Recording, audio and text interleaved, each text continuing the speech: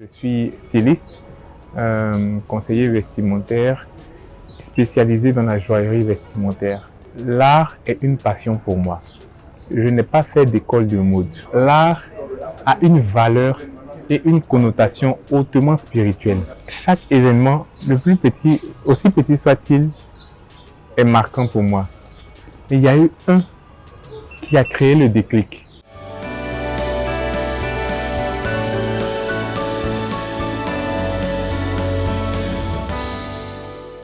Hugo, je me définis en somme comme un artiste parce que j'ai commencé par la décoration d'événements, ensuite j'ai élargi ma tente avec l'organisation d'événements, j'ai bifurqué dans la vente de vêtements, etc., etc. Donc j'ai touché et à la décoration, l'organisation événementielle, ce qui m'a envoyé jusqu'au conseil vestimentaire, ensuite à la mode. Je n'ai pas abandonné tous ces domaines-là. Je suis un artiste en somme. Et pour ce dont nous parlons ici, je suis styliste, conseiller vestimentaire, spécialisé dans la joaillerie vestimentaire. L'art de faire des vêtements bijoux. J'ai fait une entrée en plusieurs étapes dans le milieu de la mode. Ça a commencé en 2012 avec la vente de vêtements. Et comme j'avais déjà des acquis en matière de décoration, j'ai ajouté à la vente de vêtements le conseil vestimentaire parce que je maîtrisais les couleurs et les agencements, tout ça. Ensuite, en 2017, j'ai commencé à modifier de vieux vêtements. Donc, je n'ai pas commencé à coudre tout de suite, mais je me suis lancé dans la modification des vêtements vintage, de vieux vêtements pour les rénover, les mettre au goût du jour, avec plusieurs techniques, de l'empiècement, du perlage, etc., etc. Et beaucoup plus tard, j'ai lancé mon atelier. Je suis juriste de formation, j'ai un master en droit des affaires. Et l'art est une passion pour moi. Je n'ai pas fait d'école de mode. Vous voyez, en tant que jeune entrepreneur du milieu de la mode, il y a ce qu'on appelle la gestion des ressources humaines, mais vraiment des ressources humaines au milieu de la mode. Le milieu de la mode en Afrique n'est pas toujours constitué par des ouvriers lettrés. Et à ce niveau-là, j'ai eu plein de problèmes que par la grâce de Dieu, j'ai réussi à gérer. Ensuite, nous sommes dans des systèmes francophones différents des systèmes anglophones. Lorsque vous partez au Nigeria, vous avez du matériel, des machines, des matières, mais vraiment à moindre coût. Lorsque vous arrivez dans nos pays, le prix de ce matériel-là est multiplié par 2. L'effet de la douane. Et ça tue. Ça tue le jeune créateur. Certains ont les moyens pour pouvoir prétendre, grimper à des échelles. D'autres ne pourront pas avoir ces moyens-là, restent à leur niveau et puis ont le talent qui n'éclot pas.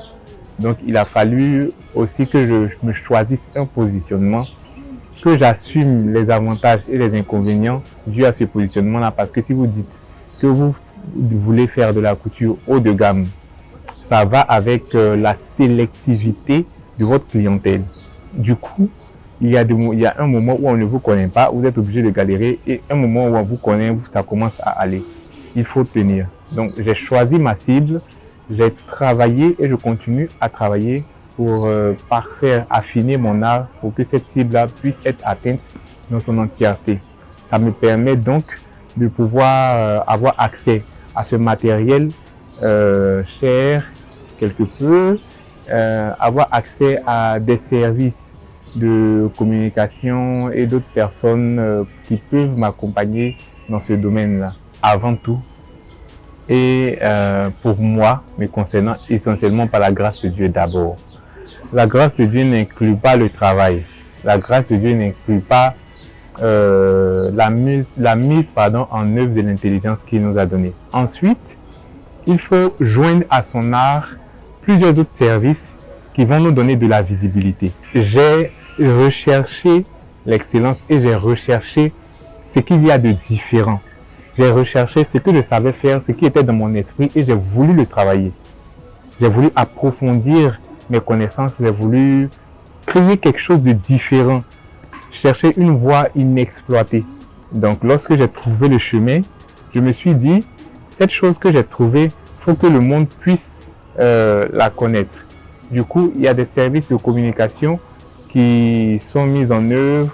Il y a le marketing, il y a de la stratégie, il y a le service commercial qu'il fallait chercher et ajouter à cela. C'est ce que j'ai fait. Donc, prendre de bonnes photos, prendre de bons mannequins et prendre de bons commerciaux qui pourront vendre, trouver des stratégies, assister à des défilés par exemple. C'est à force de travail et c'est sur la durée qu'on réussit à s'implanter. On ne vient pas comme ça s'implanter. Il y a des personnes qui existent sur le marché tout aussi excellentes. Et ça, il faut le reconnaître, il faut s'en inspirer. Ce n'est pas une concurrence, il faut juste chercher à se faire une place au soleil.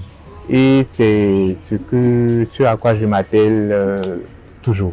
Pour choisir un événement, il faut déjà partir de la cible qu'on recherche. Donc, est-ce que cet événement-là nous permet d'atteindre la cible qu'on veut? C'est déjà la plus grande question qu'il faut se poser. C'est quoi comme événement?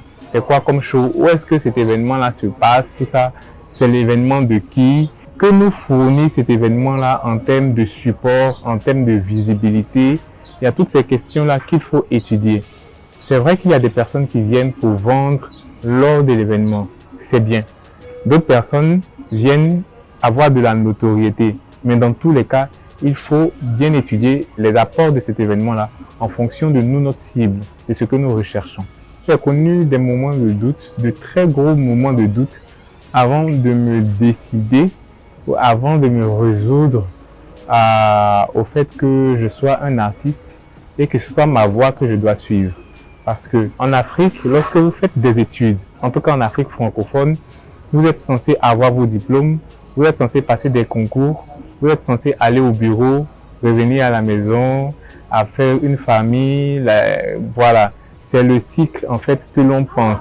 Lorsque ce n'est pas le cas, que vous voulez tester quelque chose de différent, il y a forcément le regard de la société qui vous stresse. Il y a le regard familial qui vous stresse. Il y a que vais-je devenir? Cette grande question qui vous stresse parce que vous voyez vos amis avancer et vous êtes dans vos moments de doute. Il y a plusieurs questions. Donc, avant de me lancer dans ce domaine-là, oui, j'ai connu de très gros moments de doute. Après m'être lancé dans ce domaine-là et ai vu les difficultés qui étaient dans ce domaine, à un moment, je me suis demandé si je voulais vraiment vieillir dans ce métier-là. Parce que c'était très stressant et ça m'agaçait. On a un rêve, on vient avec de grandes ambitions dans un métier. On se lance sans pour autant avoir le process d'exécution de la vision que l'on se fixe. Donc, on se lance très tôt dans de grandes réalisations et tout, avec des donnes qu'on ignore. Pour exemple, ma première ligne de prêt-à-porter, lorsque j'ai fini de m'appliquer, j'ai pataugé ça et là, donc avec plusieurs modèles, je suis allé dans tous les sens. Il y avait plein de différents modèles que j'ai fait sortir en un coup. J'ai pris les photos, j'ai mis sur internet, c'était un gros flop. C'était un gros flop. J'étais découragé, je me suis dit, le prêt-à-porter ne me va pas, je continue dans mon sur-mesure. J'ai rangé tous les vêtements dans une valise que j'ai mis à l'entrepôt. J'étais surpris 2 ans plus tard de voir des personnes s'étonner que j'ai ces vêtements-là. Parce qu'ils estimaient que c'était trop beau. Pourquoi est-ce que je ne les vends pas? Mais ils n'ont jamais vu, etc., etc. Mais je dis, mais je vous ai présenté. C'était devant vous, c'était là, je vous ai présenté. Vous n'avez pas réagi. Je dis, vous avez laissé ça comme ça, mais non, ils n'ont pas vu tout ça. Mais ce sont des chemises qui peuvent marcher. Les chemises ont commencé à être achetées ça et là, tout ça. Mais bon, j'ai pas eu le courage de faire sortir ces choses-là. Après, j'ai compris que lorsqu'on fait sortir une collection, on ne fait pas sortir 1000 modèles en même temps. Il faut structurer la collection. 1. Et la collection commence par un modèle type et des modèles qu'on décline. 2. Lorsque la collection sort, il faut un plan de communication qui accompagne la collection pour le présenter au grand public et le pousser à l'achat. 3. Après l'achat, Il faut fidéliser la clientèle, suivre la clientèle pour que cette clientèle soit dans votre base de données. 4. Il y a tout ça. Donc, on apprend de ses erreurs. C'est un coup manqué.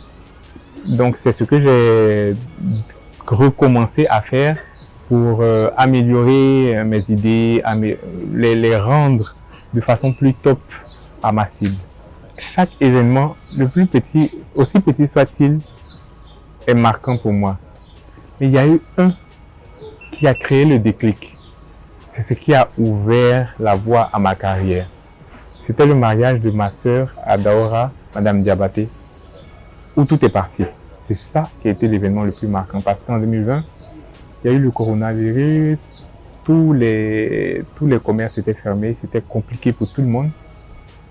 Et puis je voulais quitter le pays, rien ne marchait, tout ça, c'était très compliqué. Elle devait se marier, elle m'a appelé, elle me dit « Ah, petit frère, viens, je me marie, tout ça, je veux que tu te charges de mes vêtements et tout. » Et puis c'est de là que tout est parti. Honnêtement, je n'y croyais pas.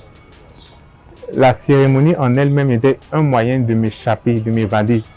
Vous voyez, parce que j'avais trop de difficultés en ces temps-là, pardon. Mais lorsque cette cérémonie était finie, les cérémonies qui ont suivi, ma vie avait complètement changé. Et c'est ça l'événement qui a été le plus marquant. Ça, franchement, c'est pourquoi j'ai l'habitude de dire que mon histoire ne s'écrit pas sans Dieu, sans Jésus. Parce que très sincèrement, ce que j'ai vécu ce jour-là, ça a bouleversé complètement tout le reste de ce que j'ai vécu jusqu'à aujourd'hui. Les conditions de base, c'est déjà l'honnêteté, la franchise et le courage, la volonté. On peut être talentueux et ne pas réussir. On peut ne pas avoir du talent, mais beaucoup de volonté et être au-dessus de celui qui a le talent. Vous voyez, c'est déjà de la volonté, beaucoup de volonté, être passionné et beaucoup de respect. C'est ce qui va nous faire réussir. Aujourd'hui, un être humain ne réussit pas lui seul. La nature même nous enseigne qu'on ne se fait pas soi-même. Alors, la marque unique de Restaurant Hugo, je la vois à l'international. Je la vois valorisant les produits de l'Afrique. Je la vois en train de donner du travail à beaucoup d'Africains.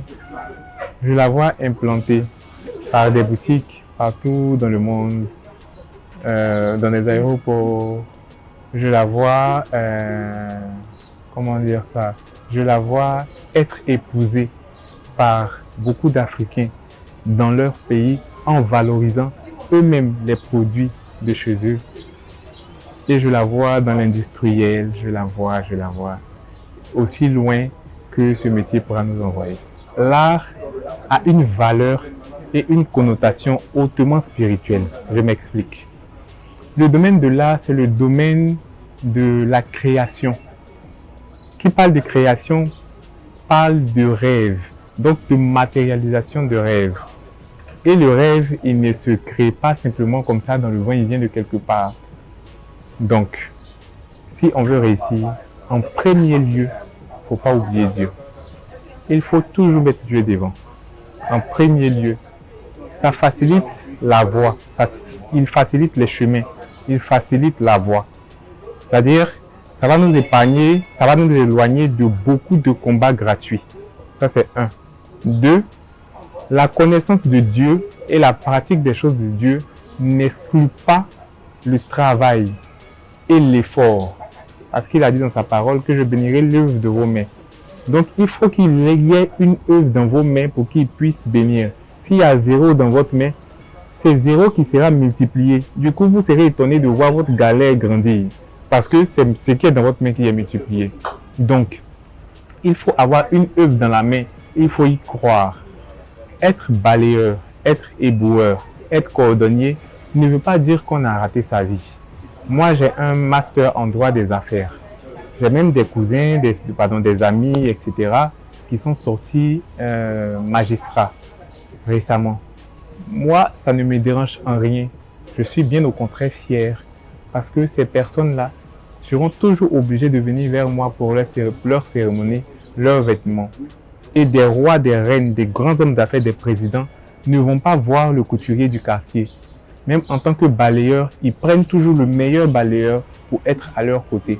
Parce que le talent bien aiguisé fait asseoir à la table des rois. Et c'est ce qu'on doit retenir.